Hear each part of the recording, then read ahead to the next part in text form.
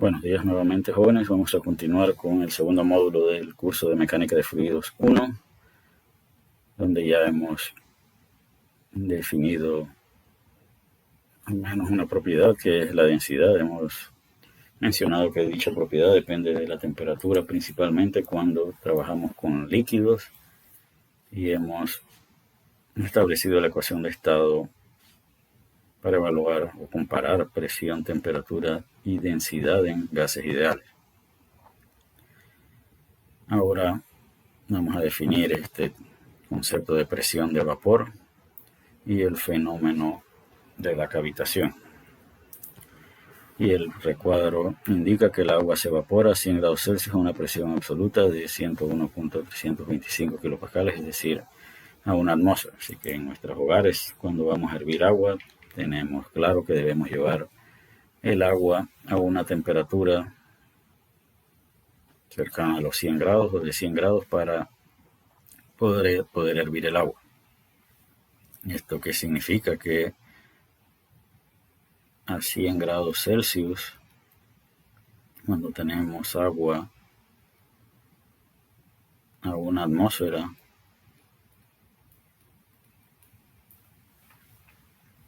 el agua va a cambiar de líquido a vapor. Y de hecho nosotros podemos tener en un recipiente, aquí tenemos vapor de agua y agua líquida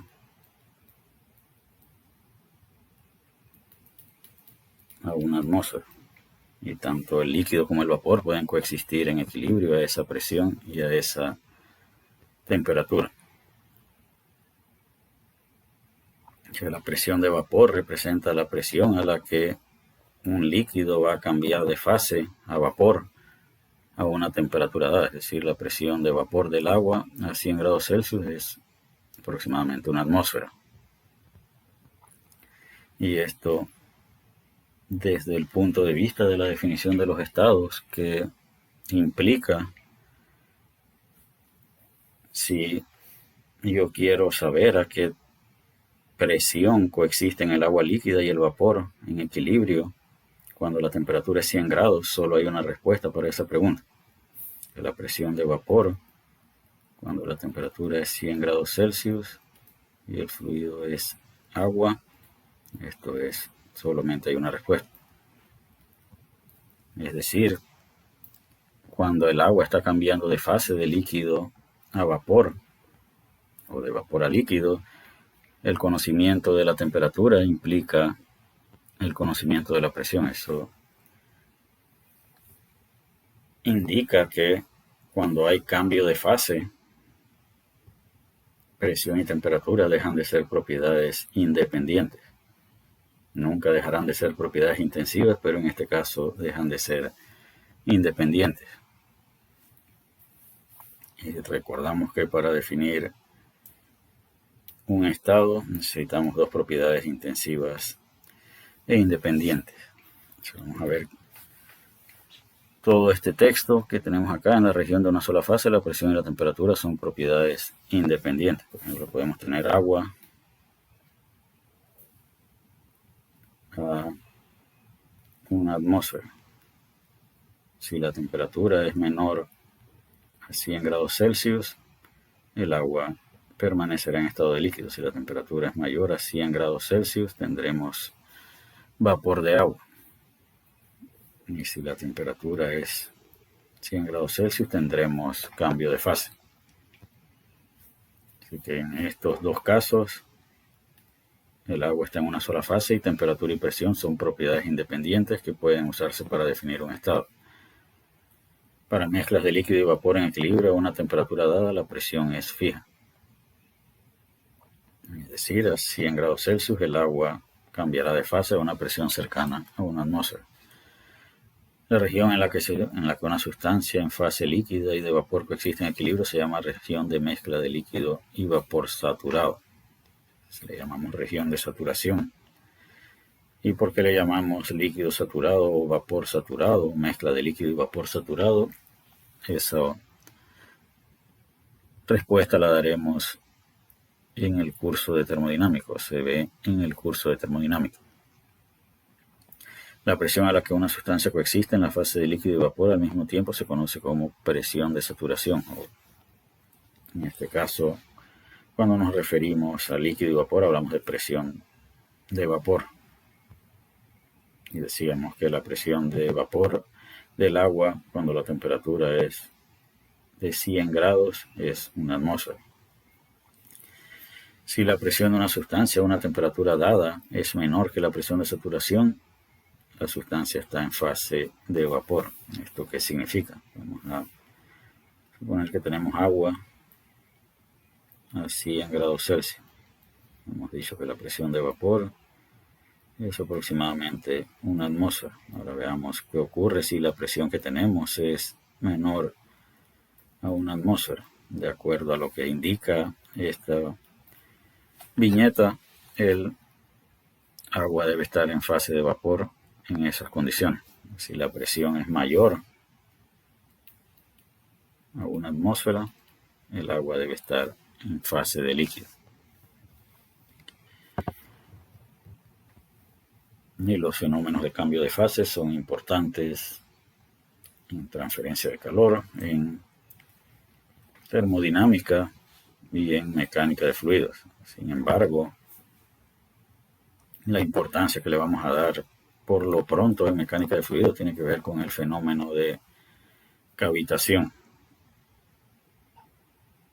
El comportamiento de los flujos de líquido y vapor o de flujo en dos fases pueden cubrir todo un semestre, al igual que el tema de la mecánica estadística o de la termodinámica estadística.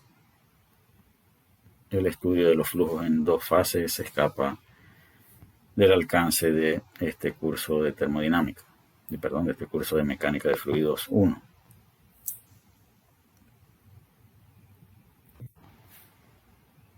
Así que vamos a recordar acá que a una temperatura fija,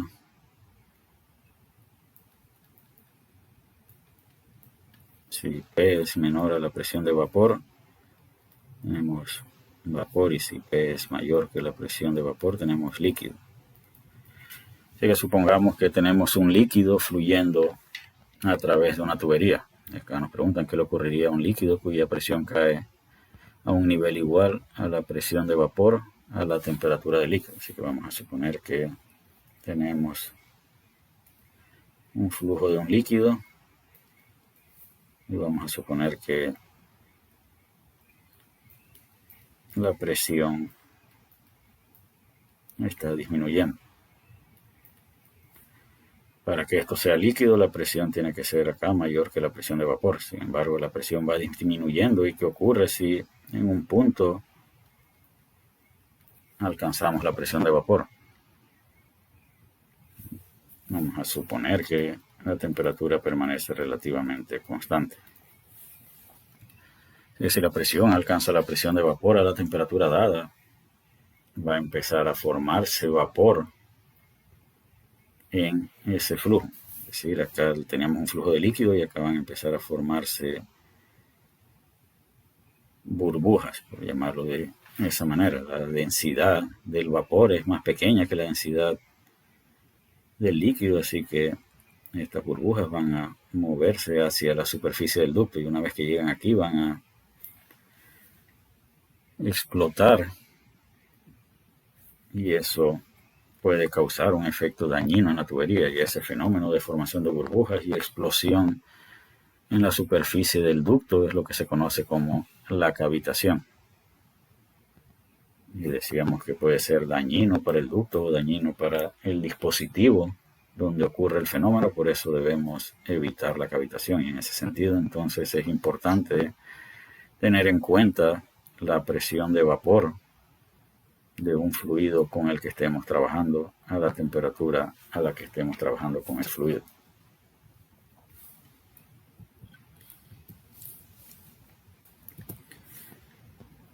Avanzamos hacia otras propiedades y ahora veremos la energía y unas propiedades denominadas calores específicos.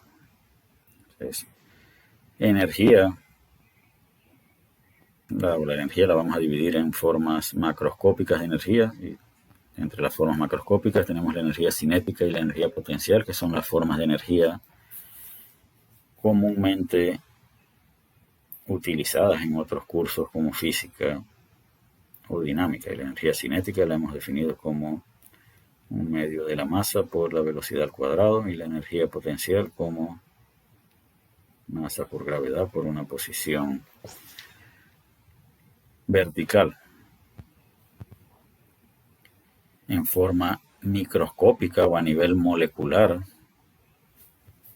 hablábamos de movimiento de moléculas y de colisión de moléculas cuando discutíamos la suposición de medio continuo. Así que las moléculas a nivel de escala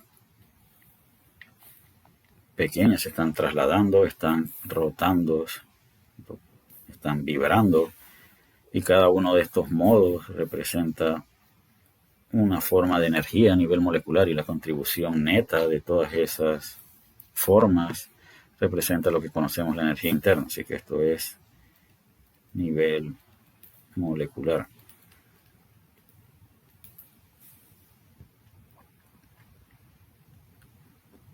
Hay una diferencia en calidades. La energía en forma macroscópica es de alta calidad, la energía interna es de menor calidad.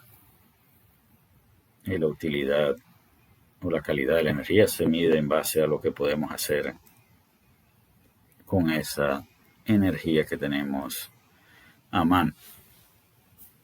De la manera que hemos definido estas tres formas de energía, son propiedades extensivas. Así que deben tener unidades de kilojoule en sistema internacional y de BTU en sistema inglés. La energía total de un sistema o de una región de estudio se mide sumando la energía cinética, la energía potencial y la energía interna. Esa es la energía total que acumula ese sistema. En forma específica, podemos definir E minúscula como E entre M, que debemos también pensar en esta otra forma de medir la energía específica. Así que la energía total específica es la sumatoria de la energía cinética específica más la energía potencial específica más la energía interna específica. Así que U representa la energía interna específica.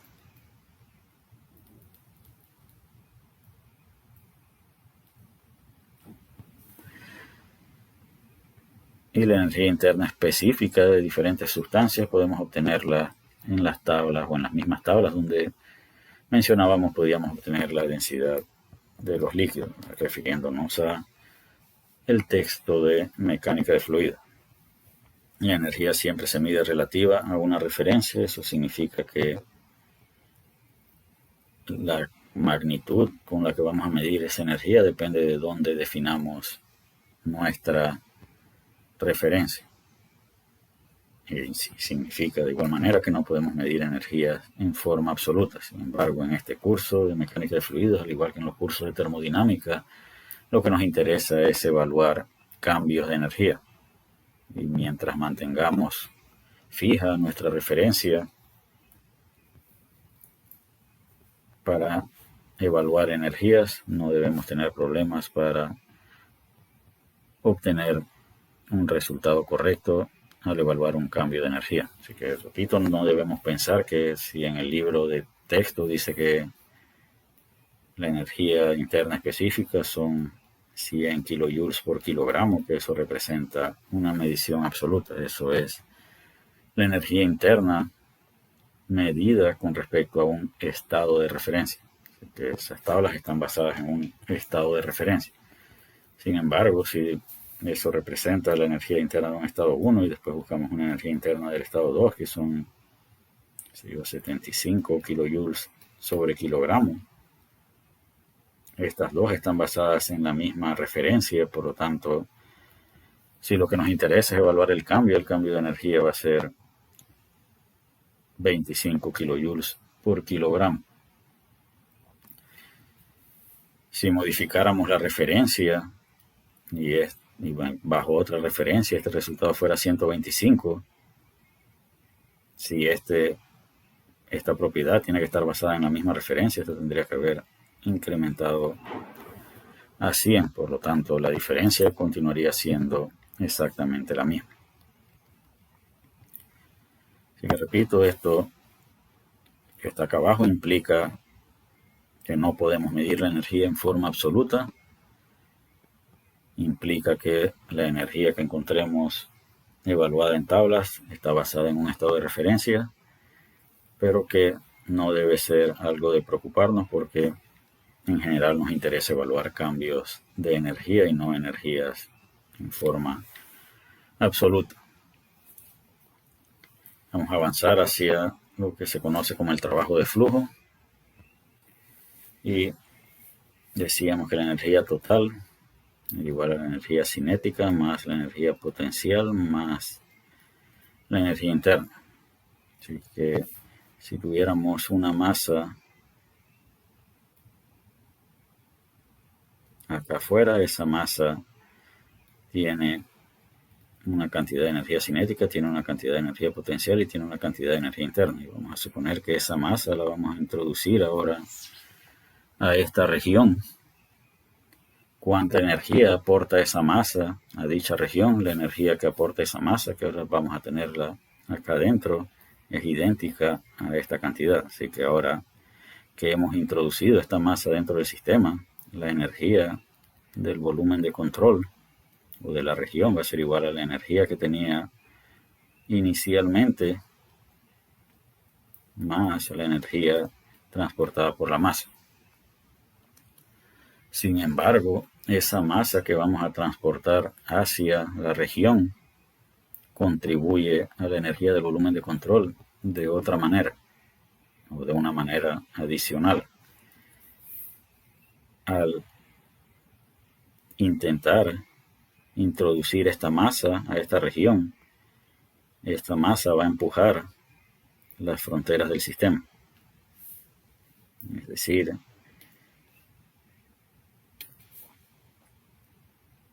la masa que vayamos a transportar va a empujar hacia adentro la frontera del sistema.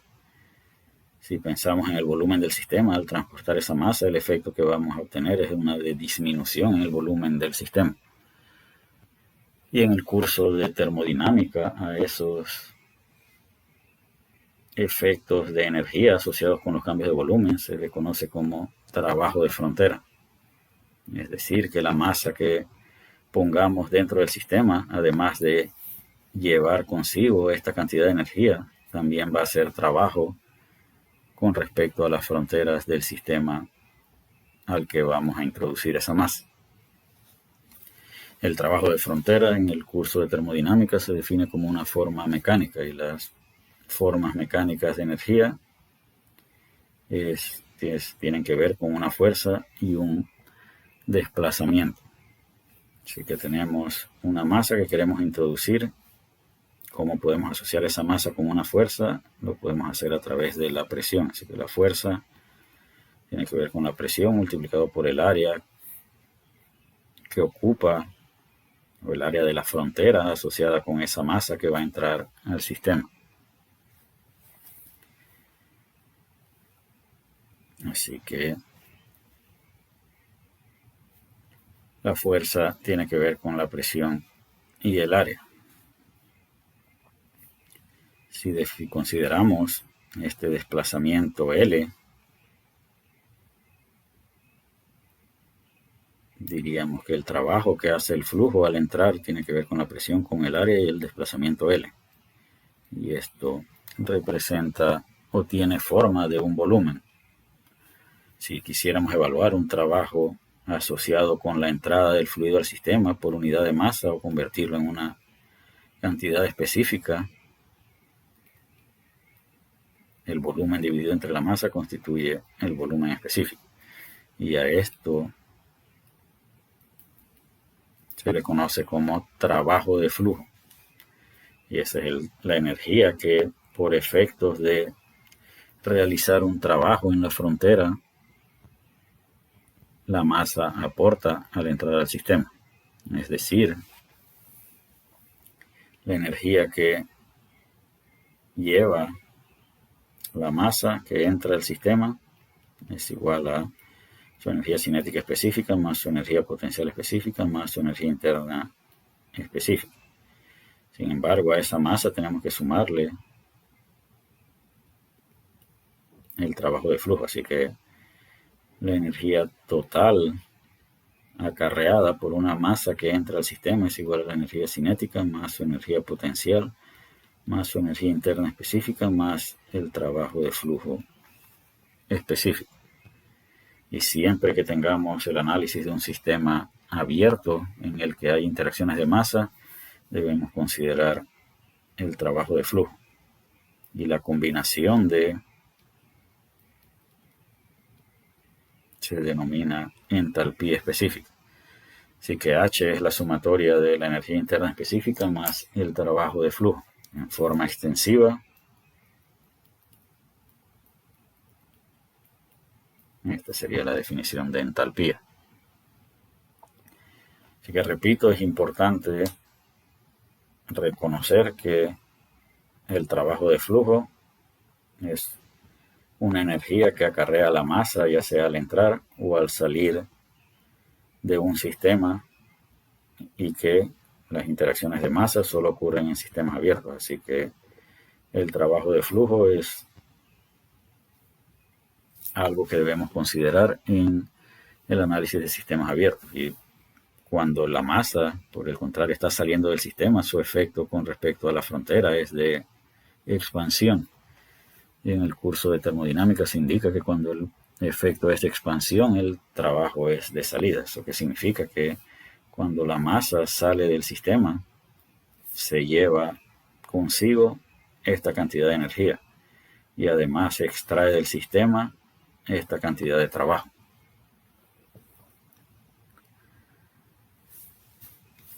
Y las tablas de propiedades, para reconociendo que en el análisis de sistemas abiertos siempre vamos a tener que considerar esta energía y este trabajo de flujo, y que combinados definen esta propiedad o la entalpía específica. Los libros de texto tabulan entalpías específicas.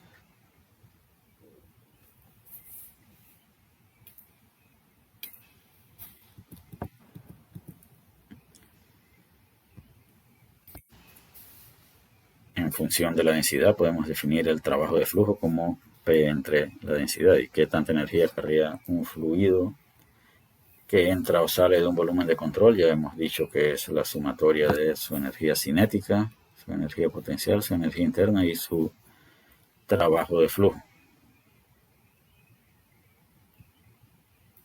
Y que H es la sumatoria de la energía interna específica más el trabajo de flujo, y que eso se denomina entalpía específica.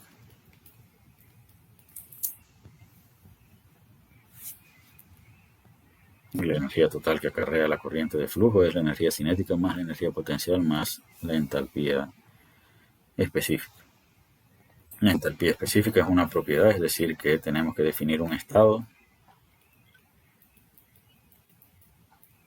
para poder evaluar la entalpía, donde A y B tienen que ser propiedades intensivas e independientes. Una excepción son los gases ideales, donde la entalpía es solamente función de la temperatura. Así que para los gases ideales, para evaluar la entalpía de un gas ideal, lo único que necesitamos conocer es su temperatura. Veamos ahora la definición de calores específicos.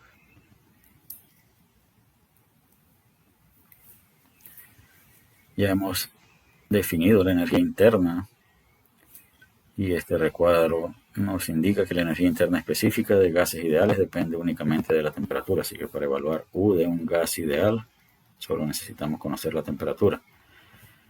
Cuando vimos el volumen específico y la densidad, decíamos que para los líquidos la densidad era función principal de la temperatura y que su dependencia con respecto a la presión era despreciable. Esto también es cierto para la energía interna específica de los líquidos. Es función principal de la temperatura. Así que para evaluar la energía interna específica de un líquido, basta con conocer su temperatura. Ahora veamos esta definición de calores específicos. Si hay dos tipos de calores específicos, hay un calor específico a presión constante y un calor específico a volumen constante. El calor específico a volumen constante es la derivada parcial de la energía interna específica con respecto a la temperatura a volumen constante. ¿Y por qué derivada parcial? U es una propiedad. Y para definir un estado necesitamos dos propiedades. Así que vamos a suponer que temperatura y volumen específicos, que son propiedades intensivas e independientes, definen un estado. ¿Qué ocurre cuando tenemos una función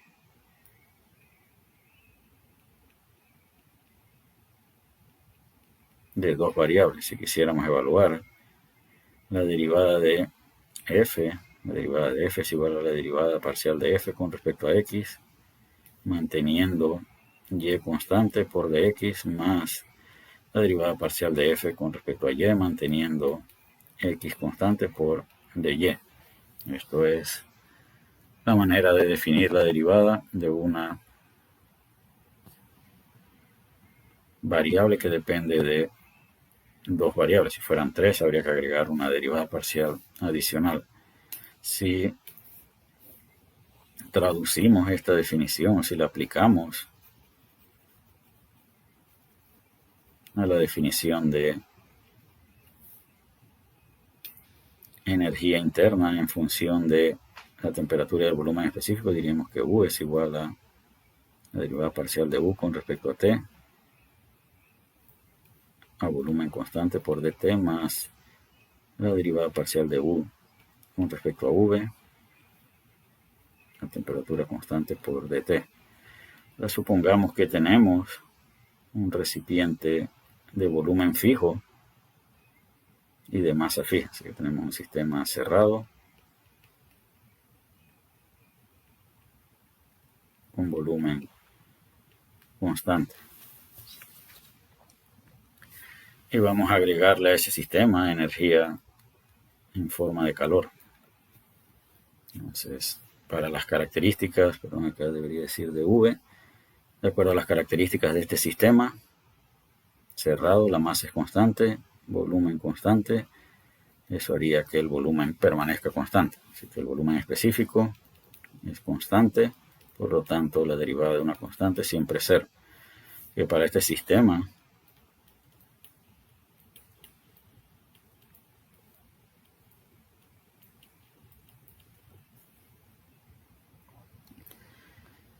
vamos a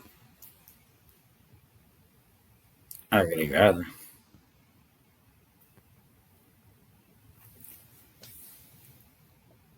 la suposición de proceso cuasi estático para poder suponer que en cada instante esto está a una sola temperatura. Ahora debemos preguntarnos, al agregar calor a ese sistema, ¿qué debemos esperar que ocurra con su energía interna? Si agregamos calor, la energía cinética de este sistema no debe variar, la energía potencial no debe variar, lo que debe variar es la energía interna. Así que al agregar calor,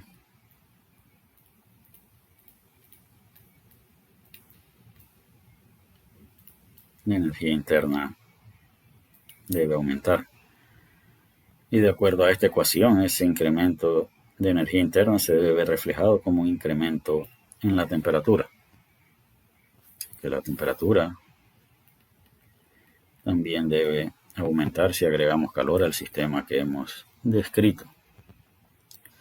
La pregunta es, ¿qué tan rápido o qué tan lento va a incrementarse la temperatura de qué depende, qué tan diferentes son estos valores, depende de esta derivada parcial. Y si observamos esta derivada parcial, es la definición del calor específico a volumen constante. ¿Eso qué significa? Que si tenemos una sustancia cuyo calor específico a volumen constante es grande, este incremento de la temperatura va a ser lento. ¿Eso qué significa? Que el calor específico está relacionado con la cantidad de energía que un sistema puede absorber sin modificar su temperatura, o tiene que ver con esa capacidad de recibir energía antes de tener que incrementar su temperatura. Si tenemos una sustancia cuyo calor específico es bajo, una pequeña cantidad de energía que agreguemos producirá un cambio de temperatura alto.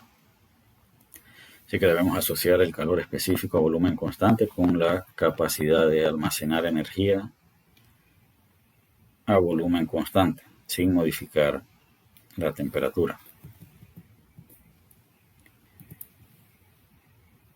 En gases ideales y sustancias incompresibles decíamos que la energía interna dependía solamente de la temperatura, es decir, U es función solo de la temperatura, por lo tanto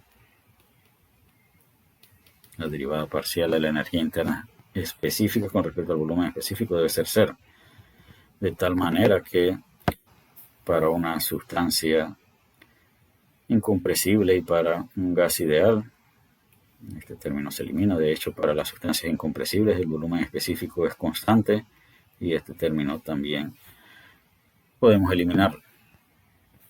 Así que la derivada total de la energía interna específica es simplemente CV por dt. ¿Bajo qué suposiciones podemos usar esta ecuación? Bajo la suposición de incompresible o bajo la suposición de gas ideal.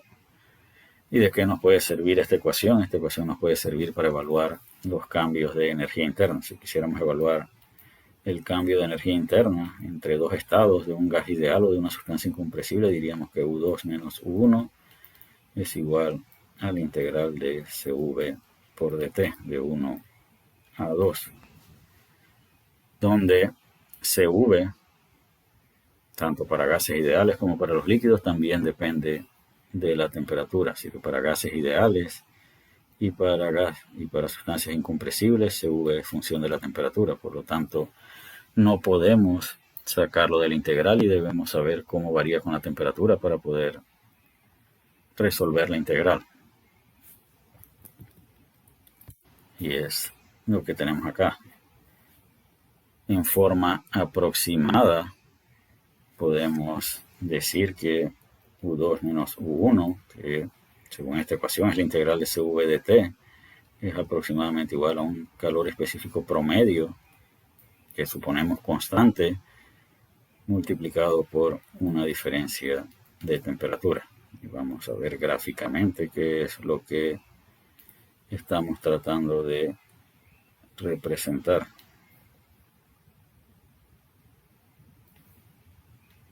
Vamos a suponer que acá tenemos T1 y acá tenemos T2.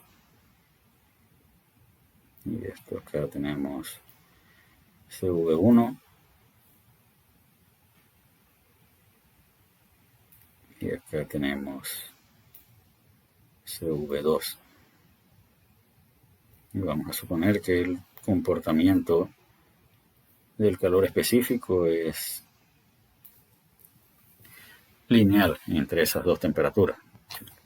Esto no es necesariamente el caso de todas las sustancias, es solo un ejemplo. ¿Cómo podemos evaluar el cambio de energía interna? Decimos que es la integral de CV por dt. Acá si definimos un diferencial de temperaturas, esta área representa CV por dt, de tal manera que el área debajo de este gráfico representa el cambio en energía interna. Pero nosotros queremos aproximar ese cambio de energía interna al producto de un calor específico multiplicado por la diferencia de temperatura. Entonces tenemos CV1 y tenemos CV2. ¿Qué ocurre si usamos CV2 para calcular el cambio de energía interna? Entonces ahora el área debajo, o representado con las líneas verdes, representa el cambio de energía interna usando CV2 como el calor específico para hacer esta aproximación. Claramente toda esta región está fuera de la realidad, es decir, estamos obteniendo un resultado que es más grande que el resultado real, de acuerdo a esta gráfica. Ahora veamos qué ocurre si hubiéramos tomado CV1. Si usamos CV1, el área debajo de la curva que representamos con líneas celestes representaría el cambio en energía interna. Y esto nuevamente se aleja un poco de la realidad. En este caso tendríamos un resultado menor al resultado real. Así que, ¿cuál es la solución? La solución es evaluar un calor específico promedio a una temperatura promedio. Si evaluamos la temperatura promedio, y acá tenemos un CV promedio, ahora, ¿qué ocurriría? El área sería esta que está aquí.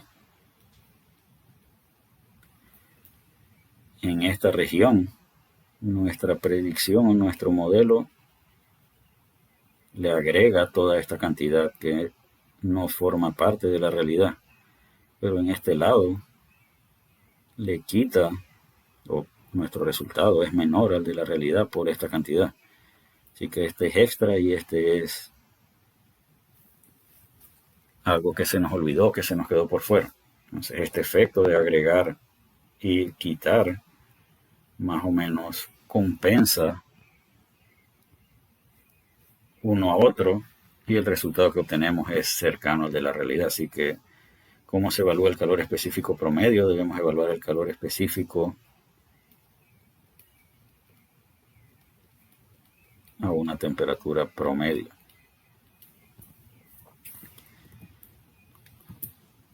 Y con esto vamos a concluir esta clase y vamos a dejar para una próxima grabación la definición de calor específico a presión constante. Debemos tener claro que estas dos ecuaciones son válidas para gases ideales y sustancias incompresibles.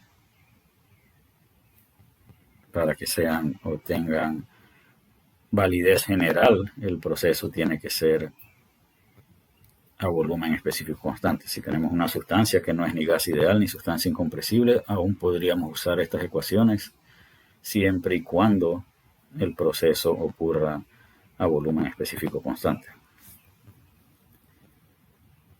Y continuaremos, repito, con el calor específico a presión constante en